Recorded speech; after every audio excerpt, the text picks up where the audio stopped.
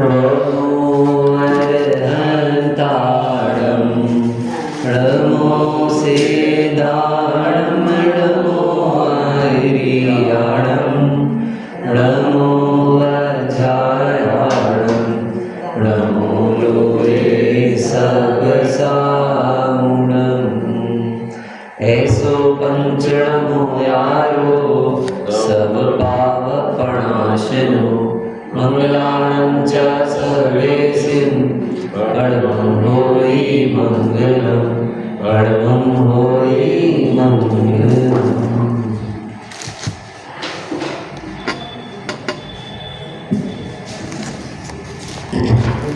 वीतराग विज्ञान पाठमाला भाग 1 6 आवश्यक की चर्चा चल रही है।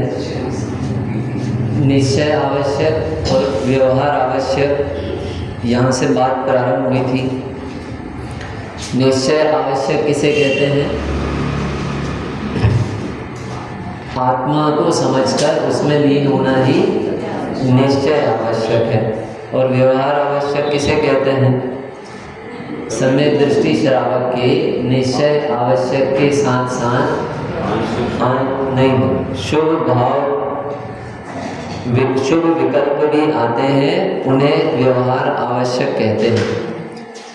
ज्ञानी श्रावक के या सम्यक दृष्टि श्रावक के आंशिक शुद्धि रूप निश्चय आवश्यक के साथ साथ शुभ विकल्प भी आते हैं, उसे व्यवहार आवश्यक कहते हैं। वो कितने प्रकार के शुभ विकल्प होते हैं कि अनंत प्रकार के शुभ विकल्प हो सकते हैं, लेकिन उन्हें कैटेगराइज करके 6 भागों में बांटा गया है।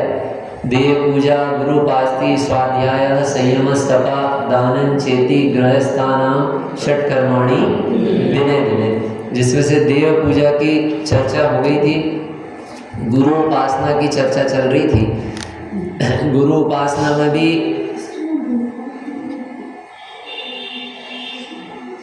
पाठ नंबर 4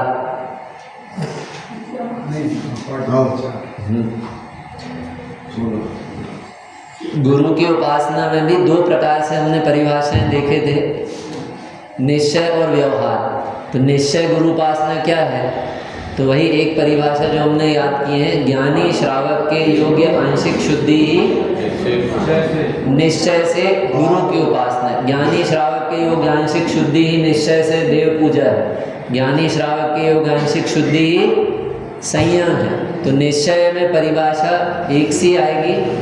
और ज्ञानी श्रावक के योग्य आंशिक शुद्धि का मतलब जो आंशिक वीतरागता उत्पन्न हुई है, आनंद उत्पन्न हुआ है, वह आनंद ही निश्चय से देव पूजा है, वही आनंद ही निश्चय से गुरु की उपासना है, वही आनंद ही निश्चय से स्वाध्याय है। और उस आनंद के लिए जो बाहर में निमित्त कारण है कि सामने भगवान है, तो उसको भगवान की तरफ से कहेंगे कि ये व्यवहार देव पूजा है।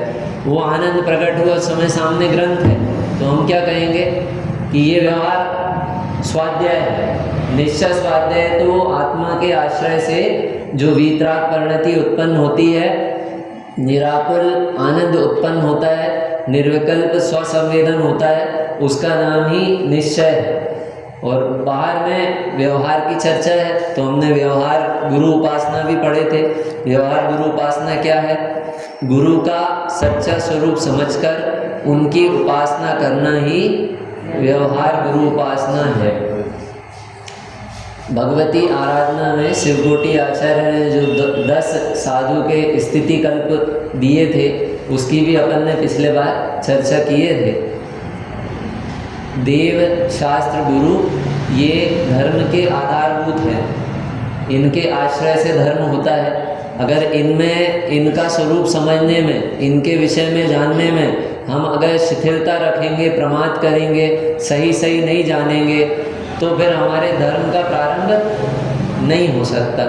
जब हमें मैथ्स की कोचिंग पढ़ना, हम मैथ्स के सब्जेक्ट में वीक हों और हमें मैथ्स सीखना है, तो हम सबसे पहले क्या करेंगे कि किसको ढूंढेंगे हम?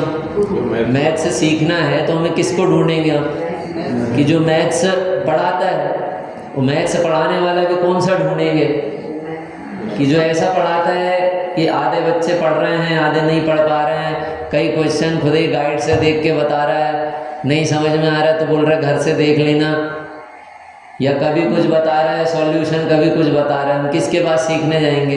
कि जो एकदम उसमें पक्का हो।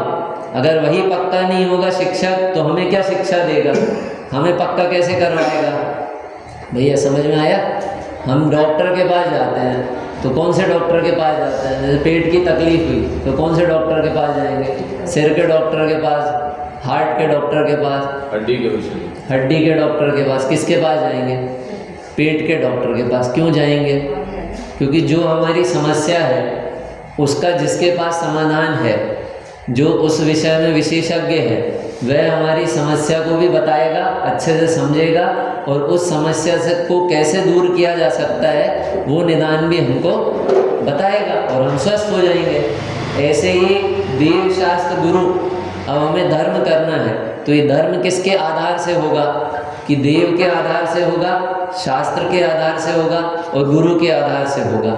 अब जब हमारे जिन्हें हमने आदर्श माना देव के रूप में, उनमें ही धर्म नहीं है, तो फिर हमें धर्म की प्राप्ति होगी कि नहीं होगी?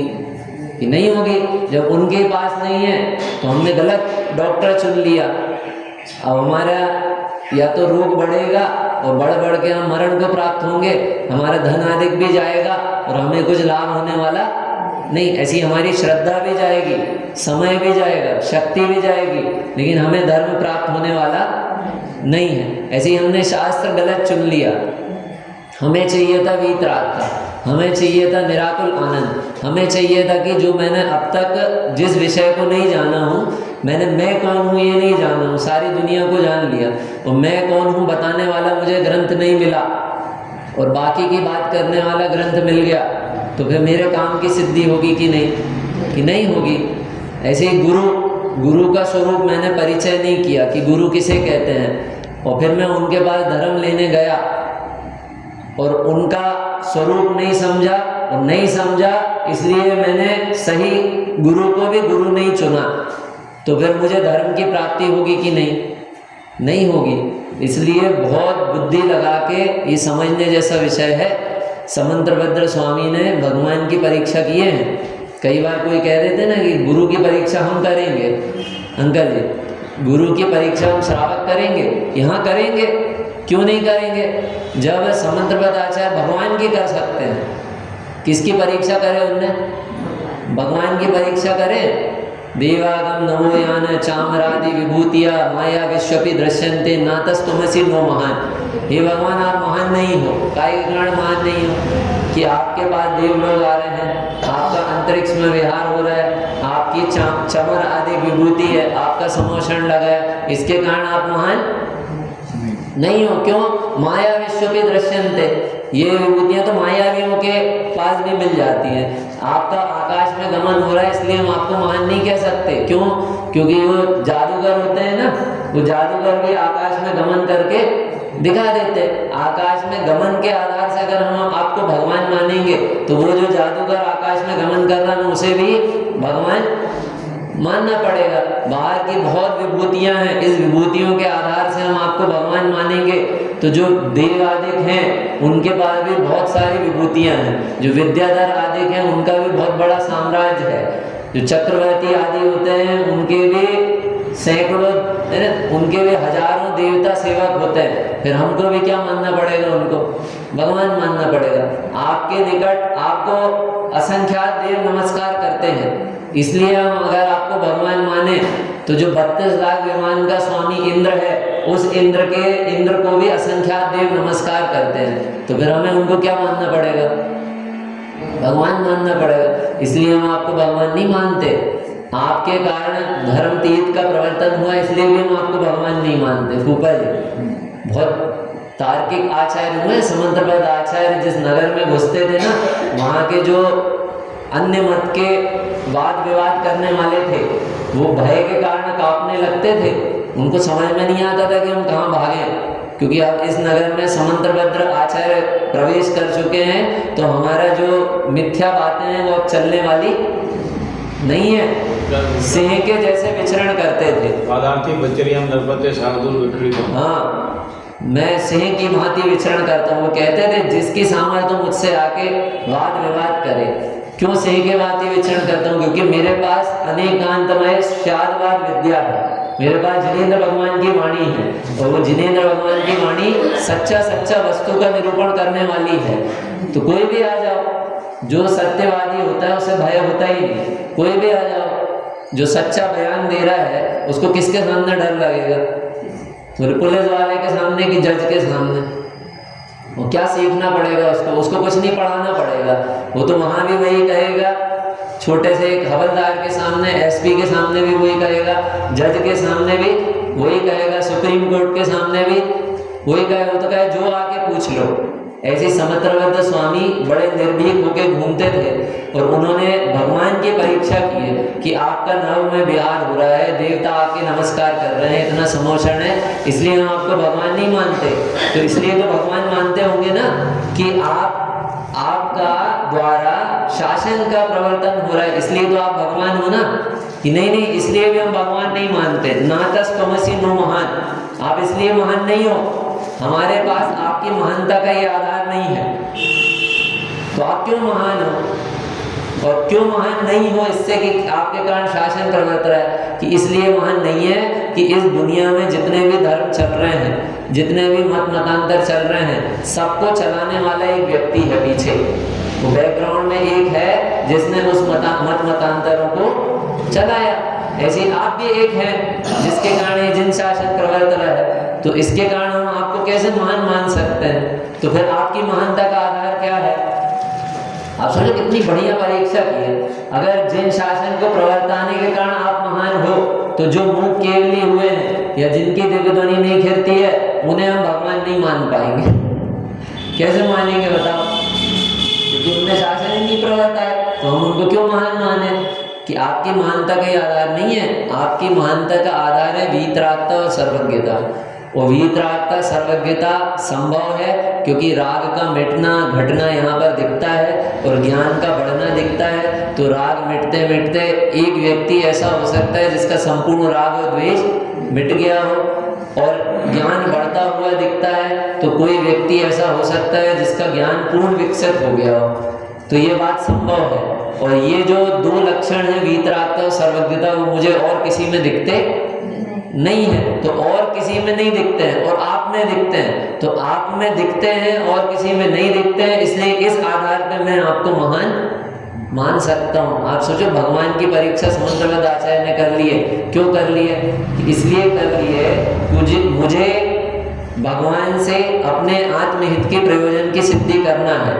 तो मुझे सिद्धि करना है, इसलिए मुझे उनका परिचय, उनका स्वरूप बराबर पता होना चाहिए। नहीं पता होगा तो मेरे प्रयोजन की सिद्धि नहीं होगी। हम तो लौकिक में भी ऐसा करते हैं, भैया कोई ऑफिस का काम हो और वो ऑफिस में काम हमारा बाबू से होता हो या अधिकारी से होता हो, तो फिर हम कैसे उस प्रयोजन की सिद्धि करेंगे? हम पता करेंगे ना वो अधिकारी कहाँ बैठते हैं, कौन है, कैसे हैं, कैसे काम हो सकता है, वो काम की क्या प्रोसेस है, कुछ लेते देते हैं क्या, आप समझे? यानी पूरी हम प्रक्रिया जानेंगे। क्यों जानेंगे? क्योंकि मुझे मेरे काम की सिद्धि करनी है। वो बिना पता चले वहां पर मुंह उठा के पहुंच गए तो क्या होगा? कि पता चला काम तो फ्री का था, वो बाबू ने हमसे 5,000 ले लिए। अब बाहर निकल के पता चल रहा है क्या तुमने पैसे दे के आ गए, ये तो देखो मोबाइल खोलो, ये ऐप दिया, ये करो, ये हो गया, बन गया, तो तुमने कितने दे के आ गए? तो अपने को कैसा लगेगा फिर निकलने के बाद?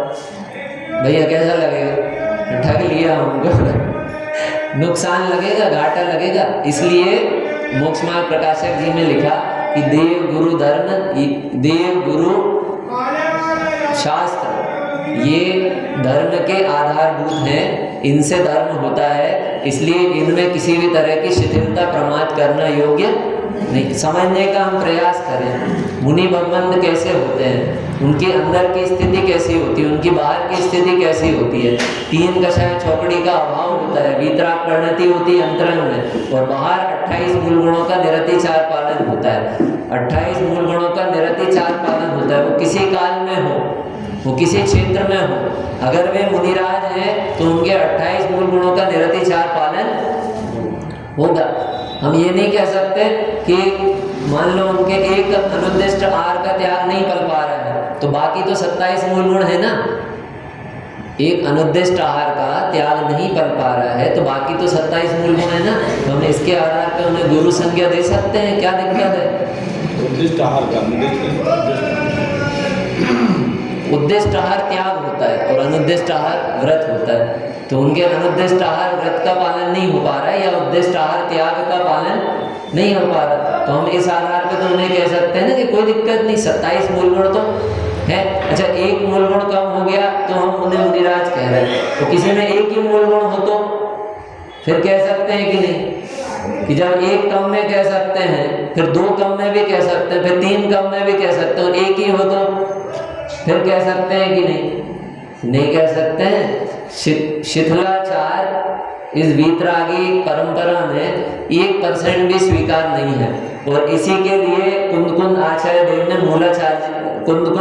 देव ने अष्टपावजी ग्रंथ लिखे, वट्टकेर स्वामी ने मूलाचार्य ग्रंथ लिखे, शिवकोटि आचार्य ने भगवती आराधना लिखे। कैसी मुनि जीवन की चर्या होती है। और हम ये जो चर्चा कर रहे हैं ना, ये चर्चा बहुत निर्भीक होके हमको करना भी चाहिए और समझना भी चाहिए।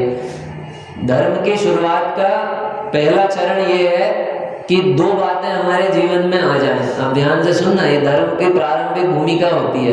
पहली तो निशंकितता, हम बिल्कुल निशंक हो जाएं, बिल्कुल निर्भय हो जाएं, हमें इस विश्व में किसी का भी भय नहीं है। और दूसरी होती है निकांक्षितता, यानी हमें इस विश्व का कुछ भी चाहिए नहीं, हमें समाज पूछेगी कि नहीं, व्यक्ति पूछेंगे कि नहीं, इसका हमें लोभ नहीं है, और हमें कोई निकाल तो नहीं देगा, हमें कोई भगा तो नहीं देगा, हमें घर छोड़ना तो नहीं पड़ेगा, परिवार छोड़ना तो नहीं पड़ेगा, हाथी के पैर के नीचे तो नहीं को चलवा देंगे। ये भय रखने वाला कभी धर्म मार्ग में आगे नहीं बढ़ सकता। और ये पूरा विश्व में व्यापार, धर्म के नाम पे भी इसी का ही व्यापार चल रहा है, धर्म के नाम पर भी इसी का व्यापार चल रहा है। इसलिए धर्म नहीं है, धर्म का नाम बस है। देखो व्यापार इसी का चल रहा है, लोभ और भय का। लौकिक में भी ये व्यापार चल रहा है। आप जाएंगे शमशान में, और शमशान में कोई नई उम्र का मर गया है, आप उसकी अंत्येष्टि में गए और आपके बाजू में एक व्यक्ति खड़ा है, वो LIC का हेल्थ इंश्योरेंस का काम करता है, ठीक है, और वो आपको क्या बोलेगा, बताओ यार नई उम्र में चला गया, अब घर वालों का क्या होगा। इसलिए तो हम सबको समझाते हैं कि क्या करना चाहिए, सही टाइम पे ले अब उसको दाखिला करो। सोचो आप मर गए तो अब अपन जिंदा है, वो कागजों में अपने को मार देगा, और अपन इतने अज्ञानी और ऐसे मोह का अंधकार छाया है कि हमको आनंद आएगा। वो बताएगा देखो आप एक्सीडेंट में मर गए तो 50 लाख, नॉर्मल मरे तो 25 लाख। अब हमको लग रहा है कि यार कम से कम मरे तो एक्सीडेंट में मरे, घर वालों को थोड़ी शांति मिलेगी, ज्यादा धन मिलेगा। तो कितना मोह का अंधकार है, और डर के कारण वो व्यापार चल रहा है। आपको पता है इतनी उदय की विचित्रता है, कर्म सिद्धांत इतना जबरदस्त है कि आपके अगर लाभांतराय कर्म का क्षयोक्षम नहीं है आपके परिवार के सदस्यों का, तो आपने जो बड़ी से बड़ी कंपनी में बीमा और हेल्थ इंश्योरेंस ये सब लेके रखे हो ना, वो कंपनी ही डूब जाएगी, या आपके ही कागजों में अड़चन पड़ेगी, आपको मिलने वाला ये सब दिवा स्वप्न है। तो धर्म क्षेत्र में भी यही हो रहा है, आपके भय का और आपके लोभ का फायदा उठाया जा रहा है, और उससे हम अपनी श्रद्धा लुटा रहे हैं। इसलिए हमारे में अगर निशंकितता निकांक्षितता आ गई है, तब हम धर्म सीखना प्रारंभ कर सकते हैं। हमारा ऐसे ही लाभ हो रहा है। देखो आपने अगर जब अपन यहाँ गुरु का स्वरूप समझ रहे हैं ना, आपने देखो भैया निर्लम्ब दिखे आपको, वीतराग मुद्रा दिख रही, नमस्कार नहीं कर, कितना पाप पड़ेगा, नरक चले जाओगे। पुराण उठा के तो देखें, पुराणों में ऐसे प्रसंग है कि चौमासे का समय था, और चौमासे का समय में भी एक मुनिराज नगर में आ गए, एक मुनिराज नगर में आ गए, तो एक व्यक्ति ने उन्हें आहार, सेठ जी ने आहार नहीं दिए। बोले चौमासे के समय में यहाँ कैसे आ गए मुनिराज, आहार तो नहीं देंगे हम। क्यों? क्योंकि चौमासे का समय और मुनि भगवंतों का व्यवहार नहीं होता। और उसके बाद पता चला कि वे तो रिद्धिधारी मुनिराज थे, और रिद्धिधारी मुनिराज चारण रिद्धिधारी आकाश मार्ग से गमन करते हैं, और उन आकाश मार्ग से गमन करते हैं तो उनके गमन में कोई बाधा नहीं। उसके बाद भी उसकी प्रशंसा लिखी कि वह इतना दृढ़ श्रद्धानी था कि उसने आगमोक्त जो क्रिया होती है उसको स्वीकारा, उसने देखा देखी स्वीकारा, ऐसा लिखा है। अब आप बताओ, यानी हमारे अंतरंग में अगर श्रद्धान कमजोर होगा तो ठगाएगा कौन?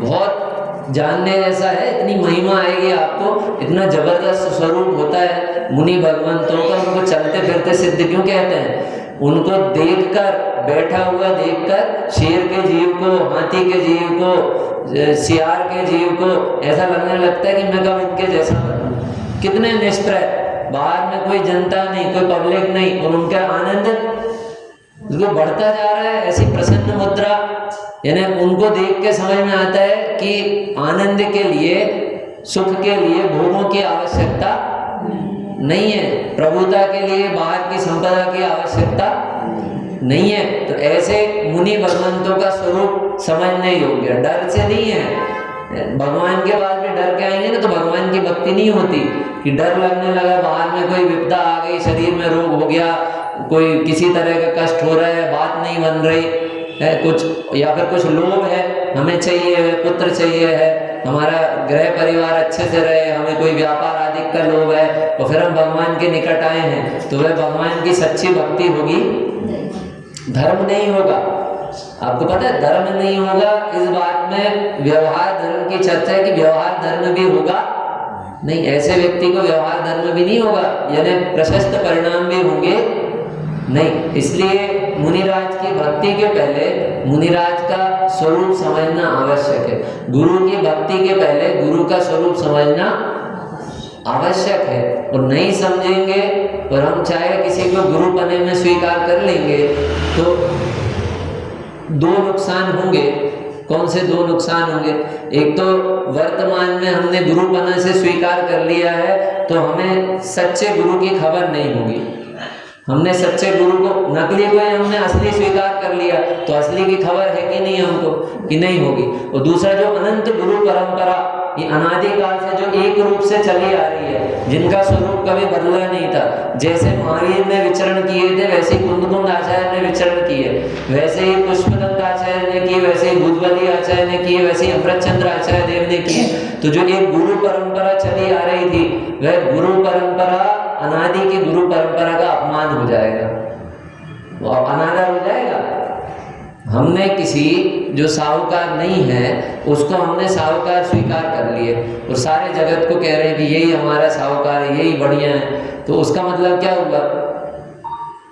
बोले यहाँ पर कोई धर्म क्षेत्र, मान लो मंदिर में भी किसी का न्याय नीति पूर्ण कार्य नहीं है और बड़ा ही अन्याय अनीति वाला है, बहुत भद्र परिणाम ही नहीं, उसको यहाँ पर हमने आगे आगे करके और उसे धर्म के रूप, धार्मिक के रूप में प्रदर्शित करके उसे स्वीकार कर लिया।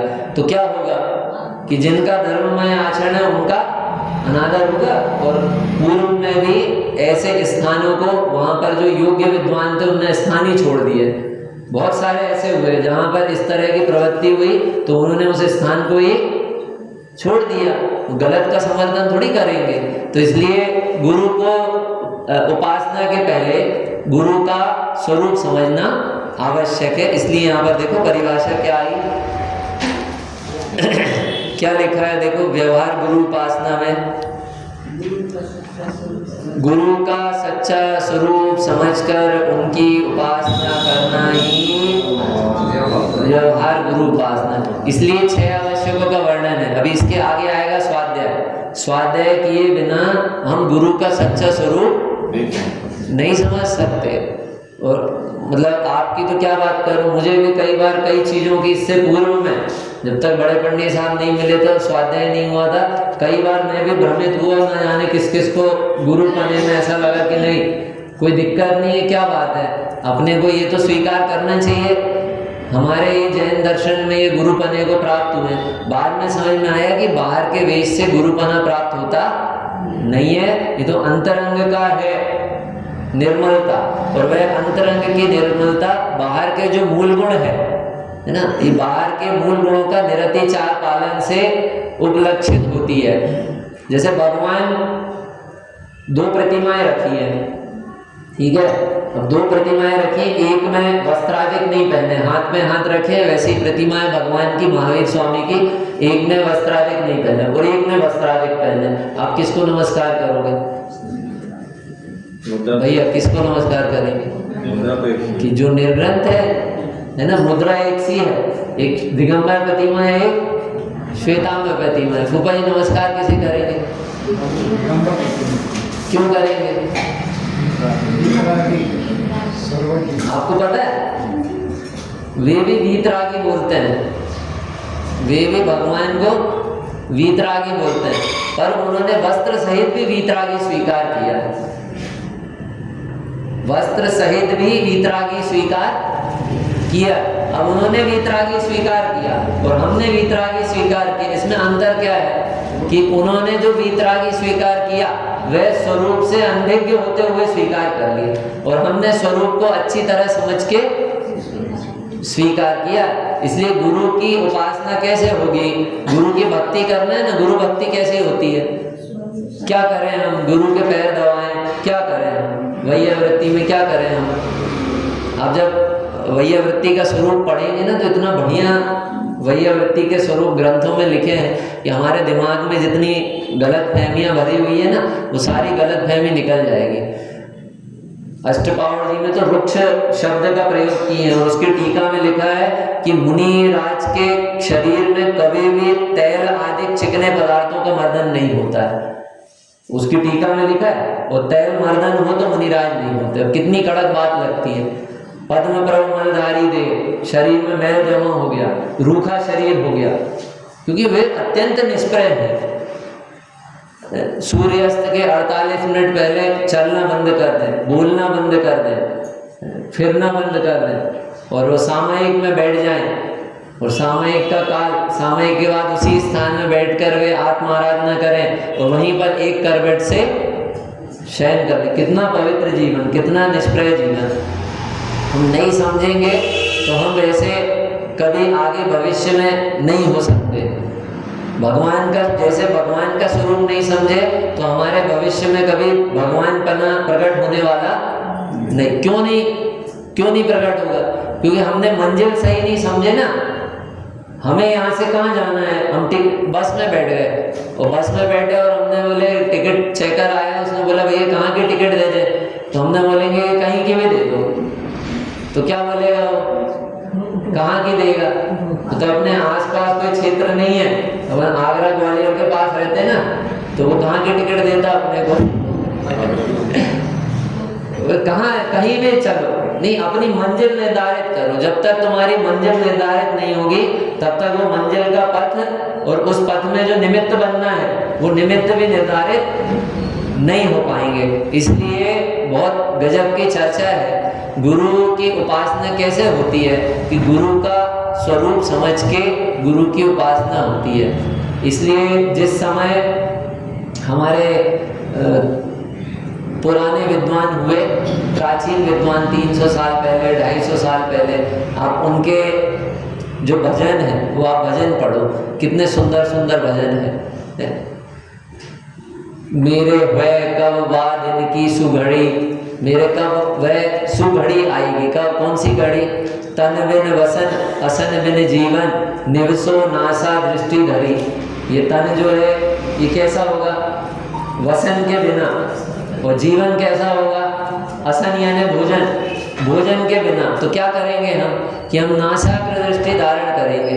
हमें क्यों बनना है? हमें, अच्छा मुनिराज क्यों बनना है आपको?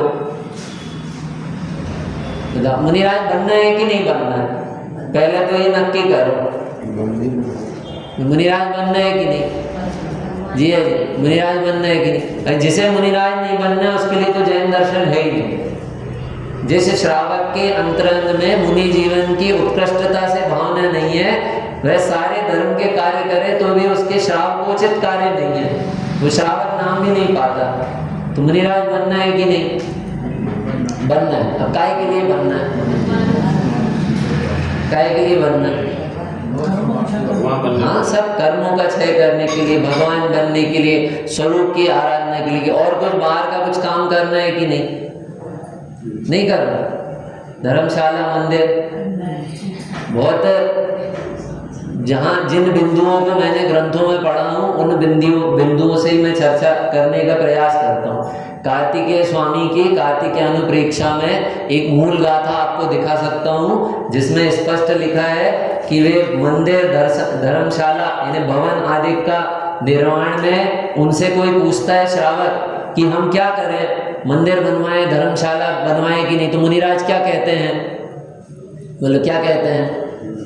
वो कहते हैं कि जैसा जिनवाणी में जिनेंद्र भगवान के सूत्रों में श्रावकोचित कार्य लिखा है वैसा करो। क्या कह देते हैं? भैया जैसा लिखा है ना जिनवाणी में वैसा आप काम करो। अब हमसे पूछ रहा है, वहाँ पे लिखा कि अगर वे उसकी अनुमति देते हैं या अनुमोदना करते हैं तो जो श्रावक को जो उस हिंसादिक क्रिया में दोषादिक लगेंगे इसके वे सहभागी बन जाते हैं। क्या बन जाते हैं? सहभागी बन जाते हैं। और पूरा खुद ही करवाएं तो जैसे आप यहाँ से बस में जाते हैं ना तो आप कितने टिकट देते हैं? जबलपुर गए कितनी देते हो? 250, ठीक है। और पूरी बस ही आप करके ले जाओ तो पूरी बस ही करके ले जाओ तो ये कार्य नहीं है। सच में ये कार्य नहीं है। मुनि भगवंत का जीवन इतना पवित्र होता है कि उनको देखकर लोगों को ये विचार भी नहीं आता कि हम धन का सदुपयोग कैसे करें। उनको तो ये विचार आता है कि ये सारे जो हमारी संपदा है ना ये तो निरर्थक है, अभी जब तक हम इसमें हैं तब तक इससे भिन्न पने से रहें और बाद में इससे भिन्न ही हो जाएं। ये सब त्याग करके इनके जैसी निष्प्रय अवस्था धारण करने योग्य है। ये मोहियों के बीच में तो हमारे परिणाम कलुषित हो जाएंगे। ये काजल की कोठरी में हम पूरे मैले हो जाएंगे और हमें समझ में भी नहीं आएगा कि हमारी परिणति पूरी मलिन हो गई। मुनि भगवंत जब यहाँ पर आहार के लिए आते हैं, आहारचर्या होती है और आहारचर्या के बाद वे वापस वन में लौटते हैं तो उनके प्रायश्चित का विधान है, वो प्रतिदिन प्रायश्चित लेते हैं गुरु के निकट, प्रतिदिन प्रायश्चित लेते। क्यों लेते हैं?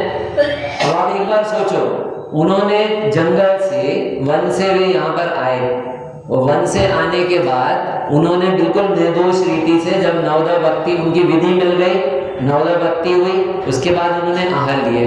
आहार कैसा लिए कि 32 अंतराय और 46 दोषों को टाल के लिए। अब आहार हो गया, योग्य विधि से सब कुछ मिल गया। अब इसके बाद वे चले गए और जाके वे अपने आचार्य के गुरु के निकट प्रायश्चित लेते हैं। क्यों लेते हैं प्रायश्चित? कुछ गड़बड़ काम हुआ कि नहीं हुआ? कुछ भी नहीं हुआ। पूरी प्रोसेस देखो ना। तो काय का उन्होंने प्रायश्चित लिया कि इसलिए प्रायश्चित लिया कि हे मुनि भगवंत, हे गुरुवर, मैं मोहियों के बीच में गया था। यद्यपि मैंने अपनी आत्म विशुद्धि, आत्म निर्मलता, अपनी परिणति में मलिनता को प्रवेश होने नहीं दिया, लेकिन काजल की कोठरी में पहुंचने पर कुछ ना कुछ दाग तो लग जाता है। तो मेरे चित्त में रंच मात्र भी मलिनता आई हो तो हे मुनि भगवंत उसे प्रायश्चित विधि से शुद्ध करिए। हे गुरुवर, आप इसे प्रायश्चित विधि से शुद्ध करिए। प्रायश्चित लेते हैं, कहीं उदाहरण है इसका? बोलो कहीं उदाहरण है कि नहीं है? ये प्रायश्चित विधि लौटे और प्रायश्चित लिए, इसका उदाहरण है कि नहीं? श्रुतसागर मुनिराज, श्रुतसागर मुनिराज आहारचर्या से लौटे थे और लौटने के बाद तुरंत वे अपने गुरुवर के पास गए और गुरुवर के पास उन्होंने प्रायश्चित लिया। तो ये अनेक ऐसे उदाहरण हैं। तो ये पूरी प्रक्रिया किसके लिए है? ये पूरी प्रक्रिया इसके लिए है कि मुझे कौन से देव भले हैं कौन से बुरे हैं ये निर्धारित नहीं करना, कौन से शास्त्र भले हैं कौन से बुरे हैं ये निर्धारित नहीं करना, कौन से गुरु भले हैं बुरे हैं ये निर्धारित नहीं करना। मतलब मुझे देव को अच्छा या बुरा निर्धारित नहीं करना, मुझे देव बनना है, मुझे ऐसे वीतरागी भगवान बनना है। तो जो सही है उनका निर्धारण करके मैं उस पथ पे गमन करके उनके जैसा बनूंगा। ये ग्रंथ काय के लिए निर्धारित करना है? मुझे किसी ग्रंथ से द्वेष नहीं है। ऐसा नहीं कि आगम सम्मत नहीं है ग्रंथ तो मुझे इस ग्रंथ से द्वेष है, ये द्वेष नहीं है। ये काय के लिए निर्धारित कर रहा हूँ कि इसलिए कर रहा हूँ कि मैं जब इसका अध्ययन करूँ तो मेरे अंतरंग में ज्ञान और वैराग्य की वृद्धि हो, कषायों की और मिथ्यात्व की वृद्धि नहीं, हम लोग में भी ऐसे ही करते हैं। जैसे ये डॉक्टर अच्छा नहीं है, जैसे आपने आपसे बोले राहुल भैया, आपको कोई तकलीफ हुई, किसी को भी हुई, तो आपसे बोले कि वो डॉक्टर के पास चले जाओ, आपने मना कर दिए, अरे वो डॉक्टर के पास नहीं जाते। क्यों? इसलिए नहीं जाते कि वो अच्छा नहीं है, उसके जो डायग्नोस है वो अच्छा नहीं है, दवाइयाँ वगैरह हाई पावर की दे देता है, उसका बढ़िया नहीं है। तो फिर हम क्या बोलेंगे कि आप बहुत बेकार हो, क्यों? उससे द्वेष करते हो। डॉक्टर को आप अच्छा नहीं बोल रहे हो तो उससे द्वेष करते हो कि नहीं? जी है जी, नहीं करते। तो अभी तो बोल रहे हो अच्छा नहीं है।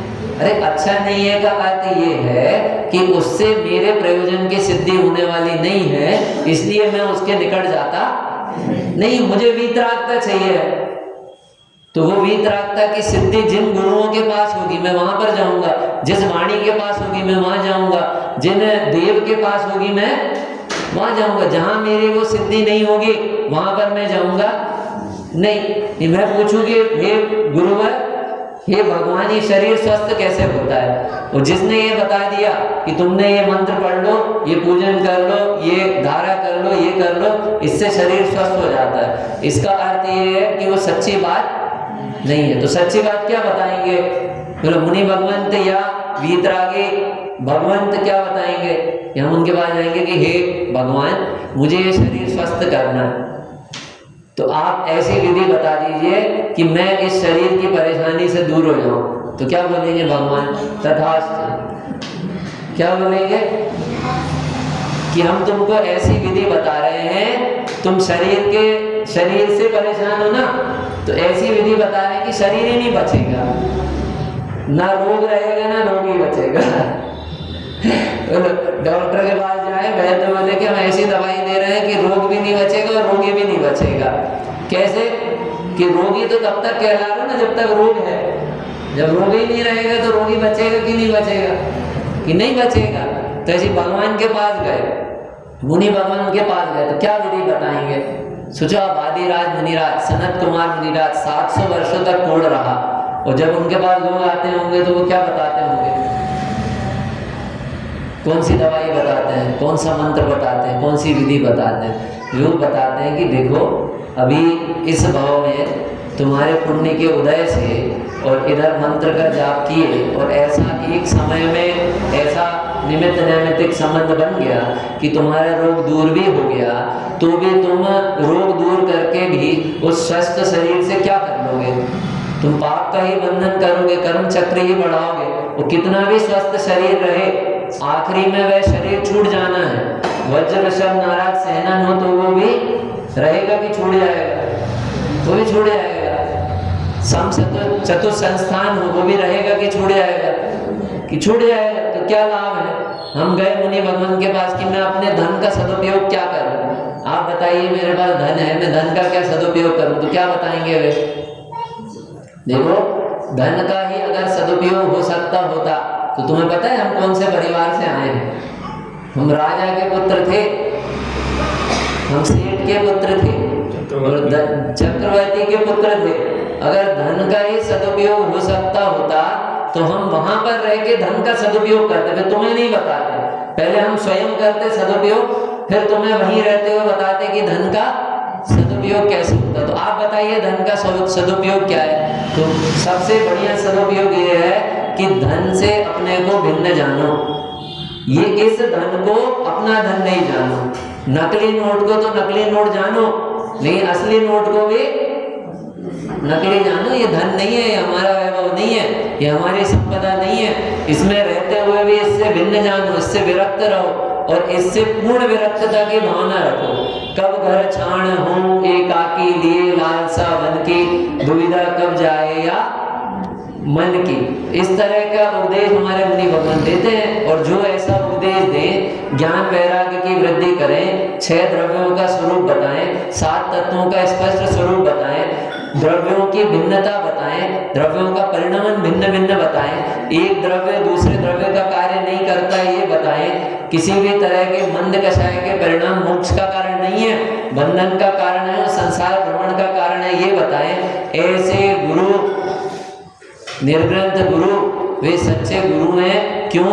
क्योंकि मेरी जो अनादि की गलती थी, जो मेरा अनादि का रोग था, उसको रोग को दूर करने के लिए वे वैद्य मिल गए। और मेरे अनादि के रोग को पुष्ट करने के लिए कोई मिल जाए तो वो वैद्य तो मैं हमेशा से ये सोचता रहा, भगवान के में निकल गया तो मुझे लगा ये मिल गए ना तो मेरी परेशानियां दूर हो जाएंगी। और वो परेशानियों की लिस्ट क्या होती थी हमारी? आप अच्छे से सोचो, आपको अभी कोई मिल जाए और बोले कि मैं आपकी सारी परेशानियां दूर कर दूंगा, परेशानियां बताओ, राहुल भैया तो हमारी लिस्ट क्या होगी? अपनी अपनी लिस्ट चेक करो। हमारी लिस्ट ये होगी कि कोई शरीर आदि में रोग है ये दूर हो जाए, हमारा नहीं हो तो माता पिता का हो जाए, परिवार में जो कलह चलती है वो दूर हो जाए, प्रॉपर्टी संबंधी कोई विवाद हो वो दूर हो जाए, नौकरी संबंधी कोई दिक्कत हो वो दूर हो जाए, व्यापार में मुझे परेशानी हो रही, मेरे व्यापार की परेशानी दूर हो जाए। लोग मुझे पूछते नहीं है, वो पूछने लगे। अब वो कहेंगे कि मुझे तुम अपनी परेशानी बताओ।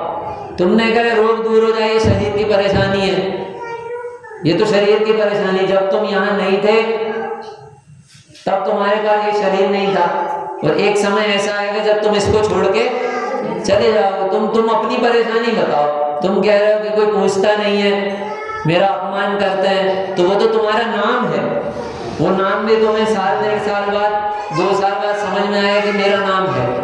तो तुम तो अपनी परेशानी बताओ, तुम्हारी क्या परेशानी? की धन संपत्ति की परेशानी है, तो ये तो धन संपत्ति की परेशानी है ना, तुम्हारी परेशानी बताओ। हमारी परेशानियों की लिस्ट क्या है बताओ।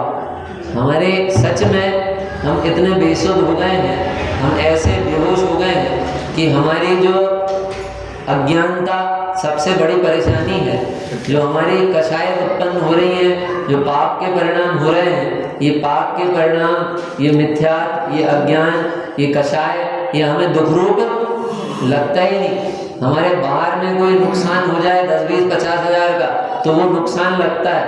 ये हमारे परिणामों में क्रोध उत्पन्न हो गया, मान उत्पन्न हो गया, मायाचारी हो गई, लोभ हो गया, हमारे अंतरंग में विपरीत श्रद्धान हो रहा है, हमारे सम्यक श्रद्धान नहीं हो रहा है, ये नुकसान हमको नुकसान नहीं लगता। तो सच में जिनको ये नुकसान लगना प्रारंभ हुआ और रत्नत्रय का फायदा, ओरिजिनल फायदा लगना चालू हुआ, ज्ञान का लाभ लगा, वैराग्य का लाभ लगा, अब उनका बाहर से दृष्टि सिमट जाती है। अब बाहर में जितनी उठा पटक हो रही ना, उससे उन्हें बहुत अधिक प्रभाव पड़ता नहीं है। हमारा पूरा ध्यान बाहर है, इसलिए हमें उन बाहर से तो बहुत प्रभाव पड़ता है, लेकिन जो मेरा मुख्य मेन प्रमुख दुख का कारण है, वह दुख का कारण हमने अभी तक खोजा नहीं है। तो ऐसे निर्लंत गुरुओं की शरण में, वीतरागी भगवंतों की शरण में, जिनवाणी की शरण में हम अपने दुखों का नाश करें और अनंत सुख को प्राप्त करें, ऐसी मंगल भावना है। और अगली कक्षा में अपन आगे का विषय लेंगे।